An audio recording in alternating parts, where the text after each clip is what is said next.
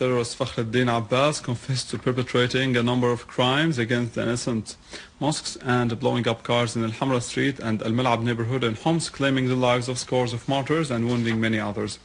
In confessions broadcast by Syrian Arab television, Al-Abbas said that he, along with a number of terrorists, destroyed a school and many shops in Homs in an attempt to accuse the Syrian Arab army of their acts. I was born in the year 1984.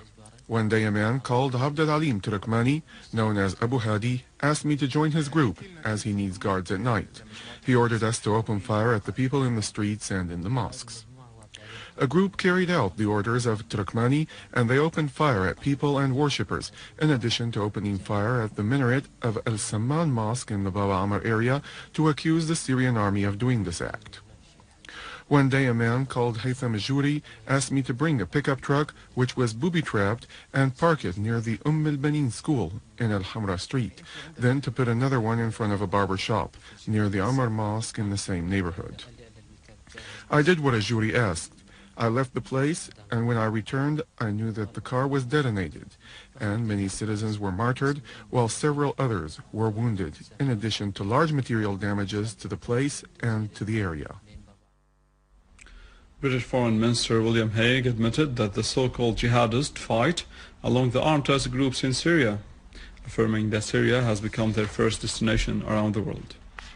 British Foreign Secretary William Hague admitted that the so-called jihadists fight along the armed terrorist groups in Syria. In a speech on counter-terrorism in London, quoted by AFP, Hague said that Syria became the first destination of all jihadists around the world, including jihadists linked to Britain and other European countries. Hague's statement reminds us of the scenario of war launched against the former Soviet Union by the US and the West through their support of the Afghan extremists. This scenario is currently being repeated against Syria as a proxy war in which the US and its allies are supporting terrorist groups to fight in Syria.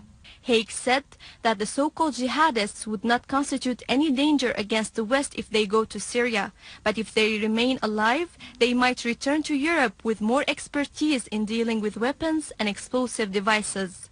Hague's statement constitutes a flagrant violation of the US and Western governments' breach of the International Charter for Combating Terrorism. This also proves that terrorism is an American Western product used to achieve their own interests of political and economic hegemony